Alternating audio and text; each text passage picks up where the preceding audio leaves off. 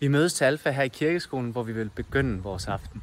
Vi begynder hver aften med at spise sammen her i salen, hvor vi bare skal hygge os med hinanden, hvor vi kan snakke, og hvor vi kan snakke om alt det, som nu kommer op, det der fylder, det der interesserer os, og alt mellem himmel og jord. Og hver aften så vil vi også synge et par sange sammen, og dem skal vi nok tage det stille og roligt og lære hen ad vejen. Der vil også være kendte sange. Efterfølgende går vi over i kirken til vores oplæg og gruppesamtale. Her bagerst i kirken vil vi have vores oplæg, som vil være informativt og engagerende.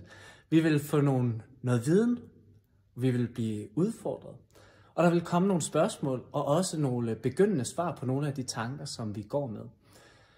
Efterfølgende vil vi have vores gruppesamtale, hvor alle tanker kan deles, hvor man frit kan erklære sig enig eller uenig, hvor der vil være trygt og fordomsfrit, og hvor der er plads til at mene og sige lige det, man tror og mener.